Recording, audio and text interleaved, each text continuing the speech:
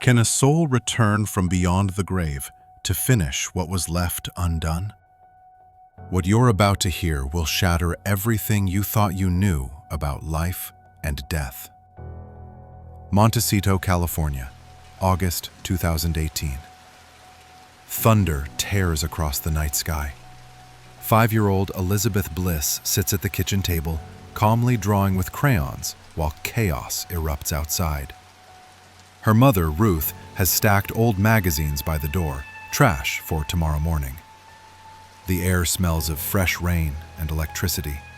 Lightning flashes through the windows, casting wild shadows across the cream-colored walls. Elizabeth looks up. Her small hand points directly at a magazine cover showing Prince Charles of England. "He's gotten old since I left." Ruth freezes mid-step. "Yes, he's older now. All wrinkled here and gray there. Doesn't quite look like himself anymore, does he? What do you think?" The words come out in a perfect British accent. Aristocratic, refined. The kind of accent you'd hear in Buckingham Palace, not from a child born and raised in Southern California. Ruth's skin crawls. It's not just what her daughter said, it's how she said it. "Honey, put that down and keep drawing." Her voice shakes. "Don't do that again." But Elizabeth sighs deeply, as if carrying the weight of the world on her tiny shoulders.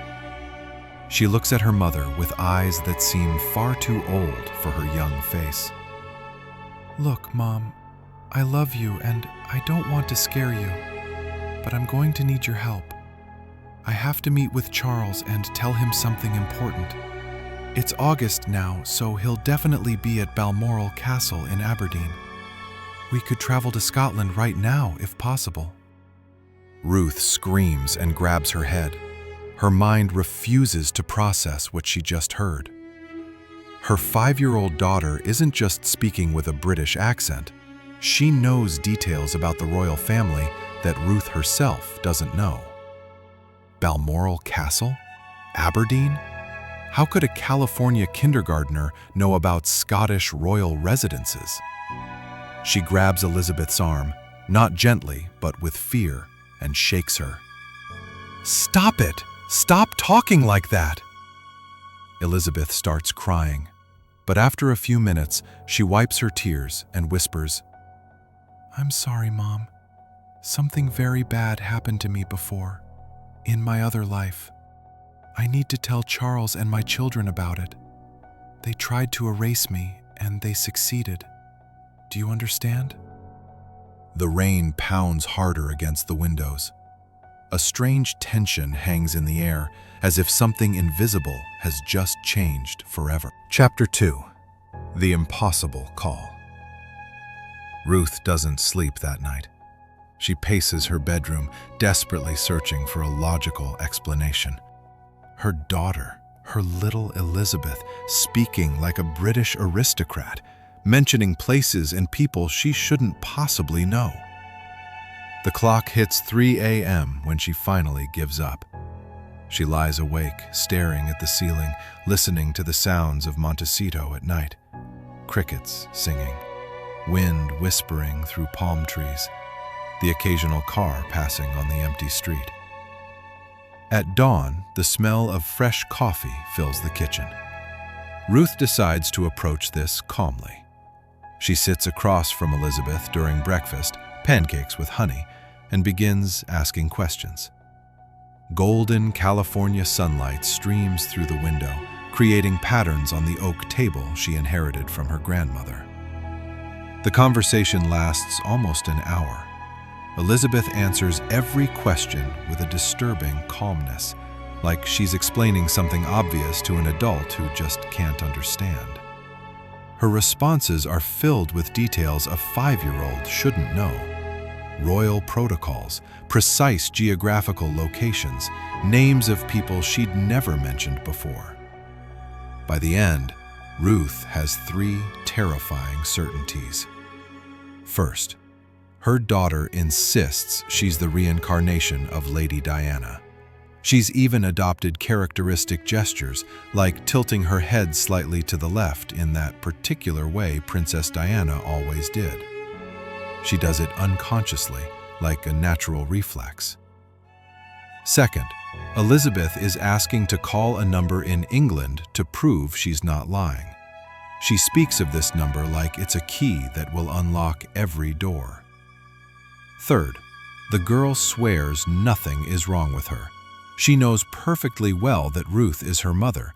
She simply had another life before this one. She says it like it's the most normal thing in the world, like explaining that yesterday was Tuesday and today is Wednesday. "Look, Mother," Elizabeth explains with that unsettling tranquility, playing with her silver fork. "When we call that number, someone will answer. Then I just say a password and they'll come. The MI6 people. That's when you'll believe me."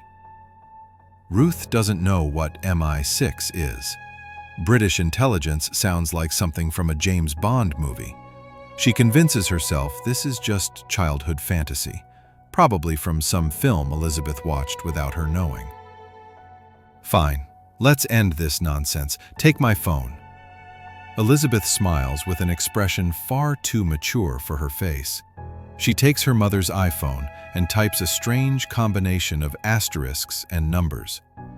Her small fingers move with precise accuracy, as if she dialed that number hundreds of times before. She hands the phone back to her mother, satisfied. 1 ring, 2 rings. Ruth can hear her own heart pounding. Then a male voice answers from the other side of the world. Strong, professional. "House of Tea and Delights, what is your order?" Ruth stares at Elizabeth, confused. The voice sounds professional, but the phrase makes no sense. A tea house in England that answers like that? Elizabeth whispers urgently, leaning close to her mother's ear. "Tell them exactly this: Miss Peggy Sky, Ballet, Calcutta, Begonia." Frightened but determined to end this game once and for all, Ruth repeats the words exactly as her daughter instructed. Her voice trembles slightly, as if sensing she's about to cross an invisible line. The response from the other end leaves her completely frozen. "Impossible." The man's voice changes entirely, no longer professional or polite. It sounds shocked, disbelieving, like he's heard the name of a dead person spoken by their own ghost. The line goes dead. The silence becomes deafening. Only the tick of the wall clock, the distant hum of the refrigerator, and Ruth's ragged breathing fill the kitchen. Elizabeth watches her mother with an expression mixing sadness and understanding, like she knows exactly what's going through Ruth's mind. Ruth chooses anger. The argument ends when she locks Elizabeth in her room and forbids her from ever speaking about this to anyone, not even her grandmother or her best friend. But that night, while cleaning the kitchen, Ruth can't stop thinking about that voice on the phone. How he'd said "impossible" with such astonishment, like he'd heard something that shouldn't exist. The next day, Elizabeth is strangely calm. She doesn't mention anything about what happened. She eats her cereal with strawberries in silence and gets ready for school like any normal morning. Ruth doesn't say a word either.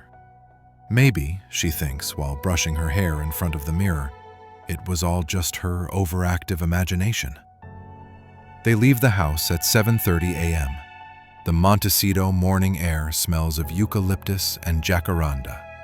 Birds sing on the power lines while white clouds decorate the blue California sky. Morning dew still sparkles on the rose bushes in the front garden. Then they see him. A man in his 60s leans against a black car, elegant, definitely not from this neighborhood. The vehicle looks like something from a British film, immaculate, gleaming, tinted windows. The man wears an impeccable dark gray suit and sunglasses, despite the sun barely peeking over the Santa Barbara mountains. He approaches them calmly, speaking with a crisp British accent that makes every word sound like it's being pronounced in a London boardroom. Hello, ladies. My name is Jack Bowen. I have a license from your government to operate here. You may read it if you wish. He produces an official credential that Ruth examines nervously. Everything looks legitimate. Seals, photographs, serial numbers, but that scares her even more. What is a British agent doing on her quiet Montecito street? I know you're Ruth Bliss, and that an unusual order was activated from your phone. What you mentioned doesn't make any sense to you, does it? Ruth shakes her head nervously. Her mouth feels dry as desert cotton. She looks at Elizabeth, who says nothing. In fact, she's smiling, like she's seeing an old friend after a long time. That calm smile that doesn't belong on a 5-year-old. Ruth invites the man inside. She wants to buy time until she can think of something, any explanation that makes sense. The house smells of fresh coffee and the vanilla candles she likes to light in the mornings to create a cozy atmosphere. "What do I say to your daughter?" Jack Bowen asks, accepting a glass of cold water. But Elizabeth, with a teasing tone that doesn't match her age, responds with a mischievous smile. "Don't ask me. They won't let me talk about that stuff anymore." Jack Bowen enters fully and accepts a seat in the beige living room. After a sip of water, he examines every detail of the house. Family photos on the wooden mantel, books stacked on the coffee table, the small upright piano where Elizabeth takes lessons on Tuesdays and Thursdays. "Look, miss," he says, addressing Ruth while crossing his legs. "It's clear to me you're not an international spy. I need you to tell me plainly how an ordinary person got the number to our tea house. And not only that, you also spoke a password that's been obsolete since 1997. The question is, how did you know it? If you found it by accident, tell me." Ruth shakes her head again. Her hands tremble slightly as she fidgets with the edge of her floral blouse. Jack Bowen grows impatient. His voice becomes more severe, more official. "Of course you didn't find it by accident. In this case, that would be impossible. Let me explain. An important person wrote it down many years ago and memorized it. It was a series of words she chose herself. Then she put it in an envelope with a royal seal and gave it to us." His tone turns threatening. "For the last time, before this gets ugly for you, do you know who I'm referring to?" The woman whispers fearfully, "Lady Diana." Jack Bowen turns red and responds harshly, "Of course I'm talking about Lady Diana. You used the code that was never used." Then Elizabeth interrupts, placing her small hand on his arm. She brings her gaze close to his and whispers, "Hello, Jackie. Did you miss me?" Jack Bowen drops the glass. Crystal shatters against the kitchen floor. Fragments sparkle like diamonds under the morning light streaming through the window. Jack Bowen stands paralyzed, staring at little Elizabeth as if he's seen a ghost. That nickname, Jackie, the one he hadn't heard in years, the one only Diana used when he was part of her personal security during the most difficult years of her marriage. Lady Diana used to call him Jackie B when she wanted to make him smile after a particularly hard day at Kensington Palace, especially after arguments with Charles or tense encounters with Queen Elizabeth. "My God," the man whispers, slowly removing his sunglasses. His blue eyes fill with a mixture of terror and recognition. His hands, trained to remain steady in any situation, tremble like leaves in the wind. Elizabeth watches him with that disturbing calmness that's already become familiar to Ruth. She tilts her head slightly to the left, exactly how Princess Diana used to do in official photographs. That characteristic gesture that had charmed the entire world. "You're not going to say anything, Jackie? You were always a man of few words, but this is too much even for you," the girl says with a smile that seems far too knowing for her age. Jack Bowen needs to sit down. His legs tremble as if they've forgotten how to support his own weight. He collapses onto the living room sofa without caring about protocol or good manners. Ruth watches the scene without fully understanding what she's witnessing, but feeling in every fiber of her being that something extraordinary is happening in her quiet Montecito home. "Elizabeth, or what should I call you?" Jack asks, his voice breaking as if the words cost him superhuman effort. "For you, I'll always be Di, Jackie. Just like the old days when you watched over me at Windsor." For the next 7 minutes, Elizabeth demonstrates knowledge that only Diana Spencer could have possessed. She mentions private conversations between herself and Jack that were never recorded or documented. She speaks about specific security protocols that were never made public. Small, intimate details of palace life that even the most exhaustive biographers never knew. She talks about the time Diana hid in Jack's car to escape the paparazzi after a particularly brutal fight with Charles over William's education. She remembers the nickname she'd given that car, the Refuge, because it was the only place she could cry without anyone watching. She mentions the scar on Jack's left wrist, the result of an incident during an official trip to Africa that never made the newspapers. A minor accident with a car door that Diana had personally treated with her first aid kit. She describes with precise detail the smell of the cologne he wore in the 90s, a blend of bergamot and sandalwood from a British brand that stopped production in 1998. Elizabeth closes her eyes and says, "It smelled like safety, Jackie. When I smelled you nearby, I knew everything would be okay." Jack Bowen, an agent trained for decades to maintain composure in any imaginable situation, begins crying like a child. Tears roll down his weathered cheeks while his mind struggles to process the impossible. "It's not possible," he repeats over and over, shaking his head side to side. "It's not possible. Diana died in Paris. I was at the funeral. I saw her coffin." But in his heart, Jack already knows the truth. For years, he had protected that beautiful woman. He had learned to love her spontaneous laugh, her way of genuinely caring about ordinary people's lives. He had become her friend, someone she trusted completely. He had witnessed her pain, her joys, her deepest fears. "Jackie," Elizabeth says softly, approaching him and placing her small hand on his arm, exactly as Diana used to do. "I need your help. I need to speak with Charles and my boys. There are things that were left unsaid, important things that could change their future."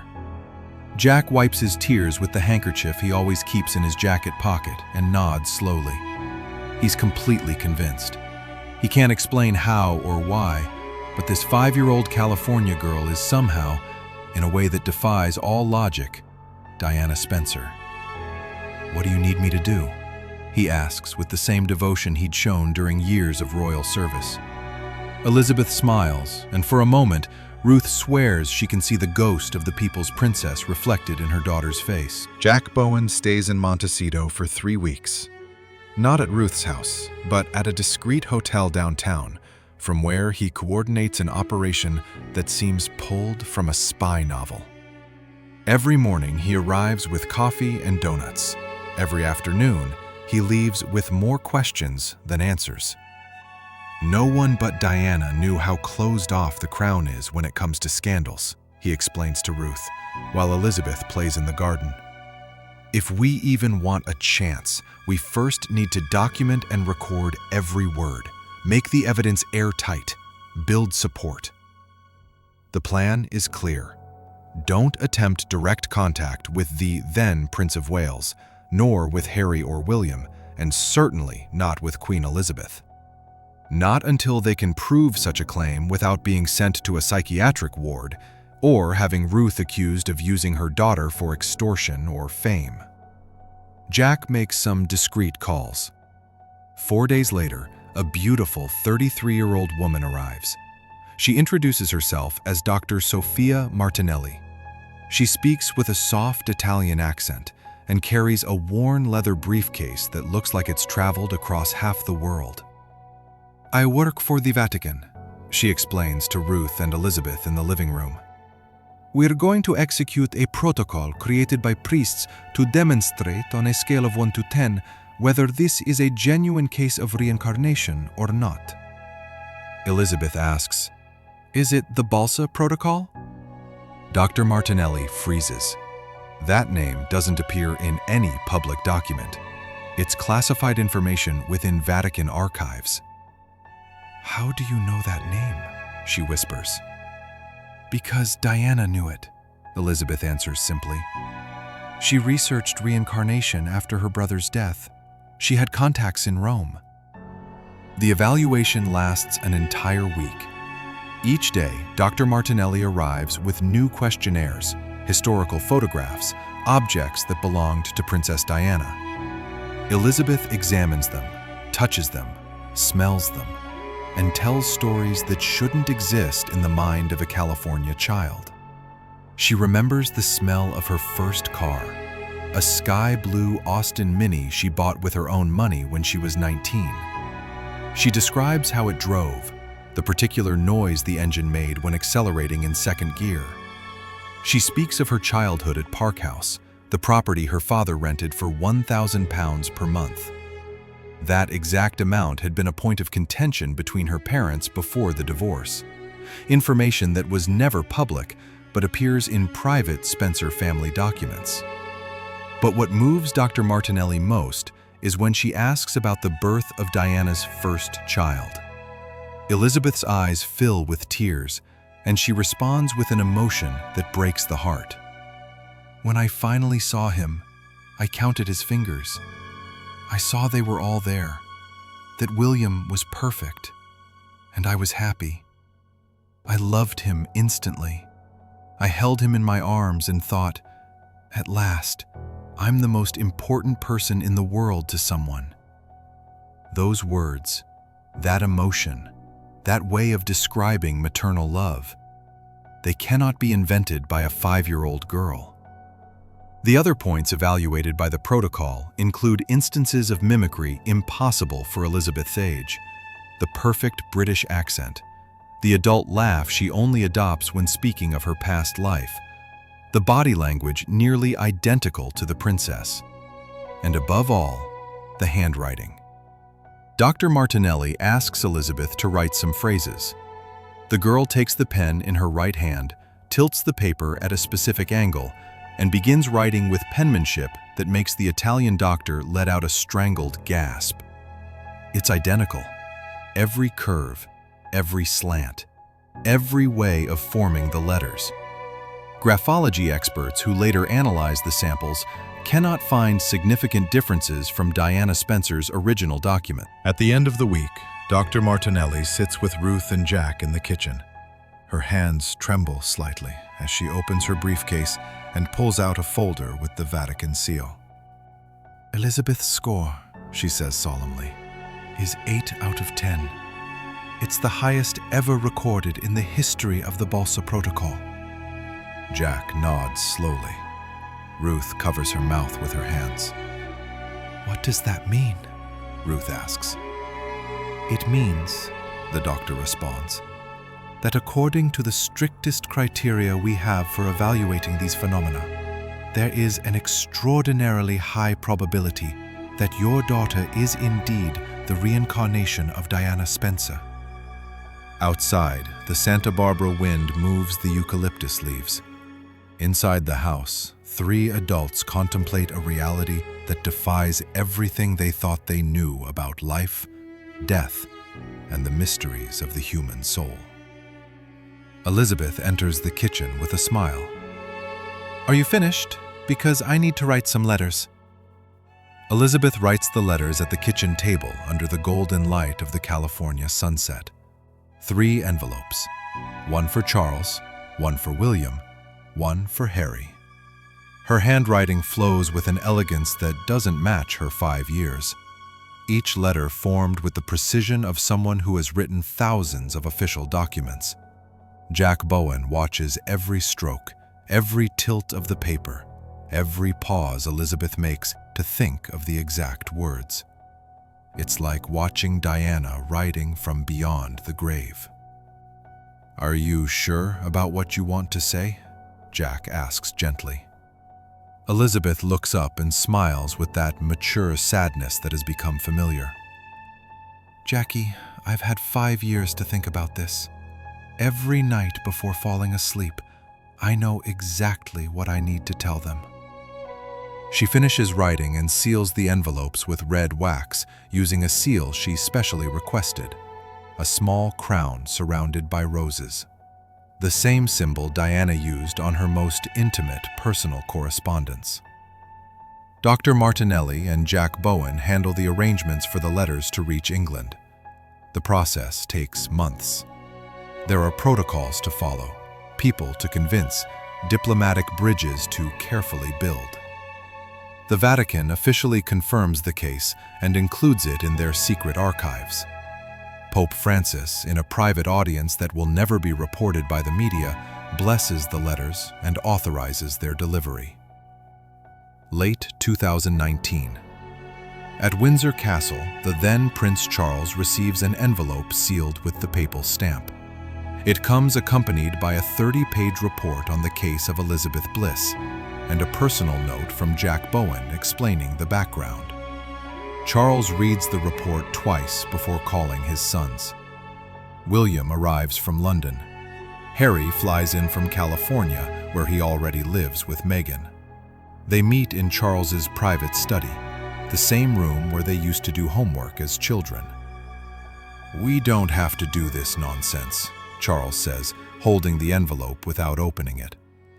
"I don't care if Pope Francis endorsed it. There's a reason we're Anglican and not Vatican. We've already suffered too much over this. If your grandmother finds out, we're in trouble." William, always the pragmatist, responds, "If there's a 1 in a million chance this is real, I want to read it."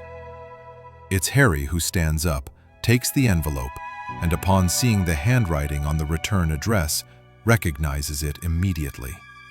He begins crying uncontrollably. "My God," Charles whispers, seeing his younger son's reaction. "It's identical." William asks to see the envelope. Examining the handwriting, he's left speechless. That penmanship, those curves, that particular way of forming the A's and D's, it's impossible to forge because it's impossible to consciously imitate. These are small motor habits that develop over decades of writing. "There are 2 brief messages," William says, his voice thick with emotion.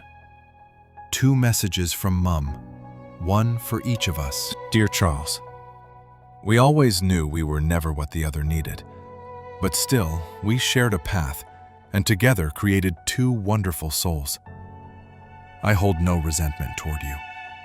I know some blame the crown for the accident, but I don't believe that. Besides, I had already been erased from that world long before, by a destiny imposed upon me that was never mine. I know you loved me, even though I was never your number 1. But look at me now. For some reason, I'm a little girl in Montecito. The memories awakened during a storm, and I know they'll soon fade.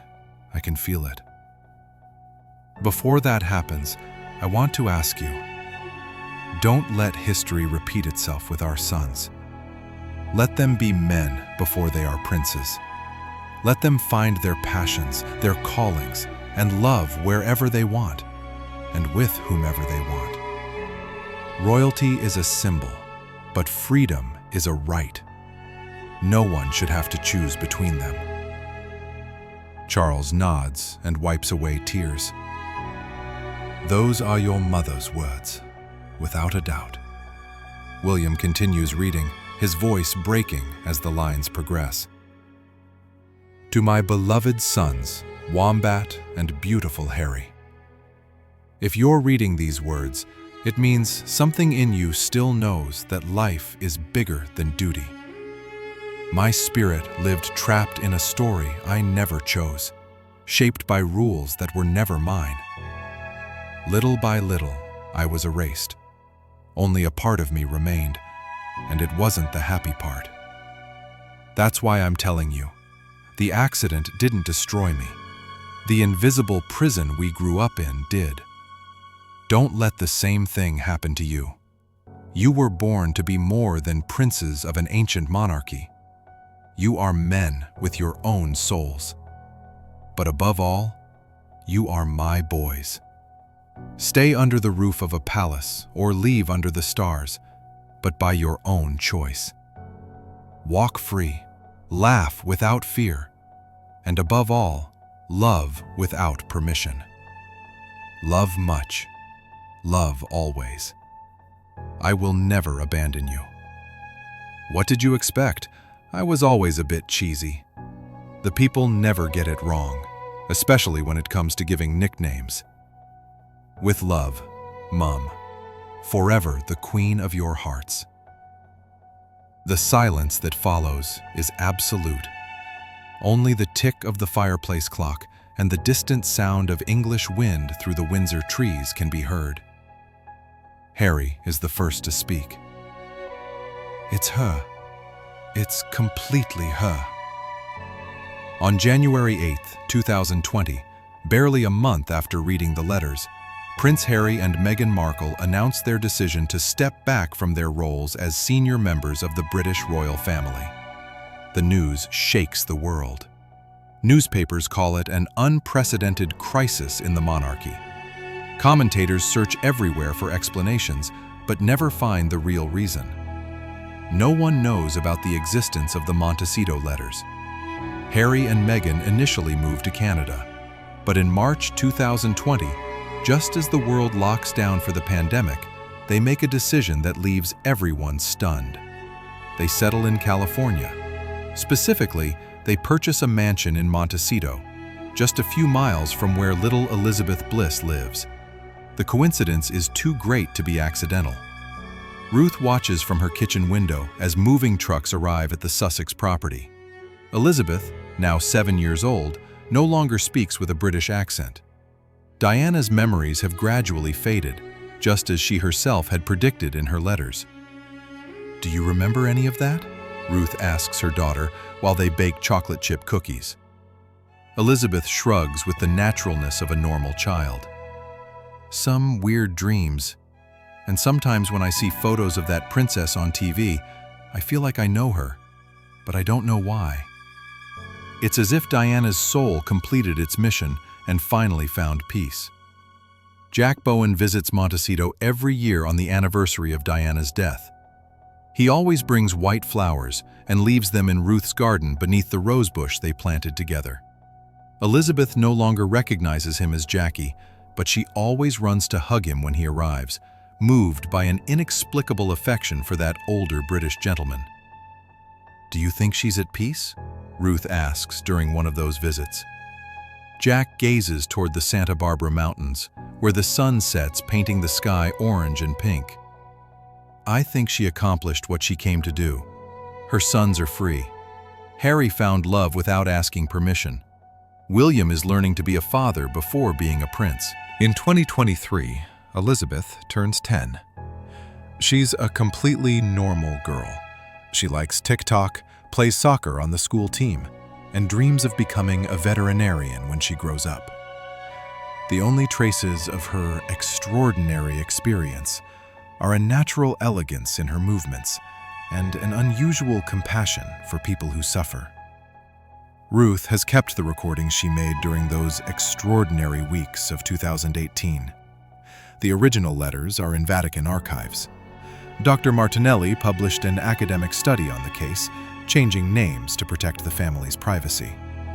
Sometimes, when Ruth can't sleep, she wonders if all of that really happened. Then she looks at the photographs Jack took during those weeks. Elizabeth writing with Diana's handwriting. Elizabeth talking on the phone with British officials. Elizabeth comforting a secret agent who was crying because he'd seen his dead friend again. On clear Montecito nights, when the wind blows gently through the palms and the scent of jasmine fills the air, Ruth goes out to the garden and looks up at the stars. She wonders if souls can truly return, if love can be stronger than death. If there are mysteries in this universe we'll never fully understand.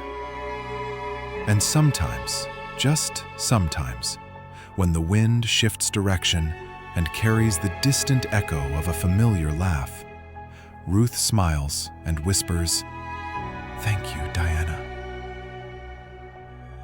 I hope you found your peace." In the distance, the lights of the Sussex mansion shine like small, earthbound stars. Harry plays in the garden with his children, finally free to simply be a father. Meghan reads a bedtime story. And somewhere between the dimensions of time and space, the soul of Diana Spencer smiles, knowing that her final act of maternal love finally freed her sons from the golden chains that once imprisoned her. The reincarnation of Lady Di had completed her mission. Love, as always, had found its way back home.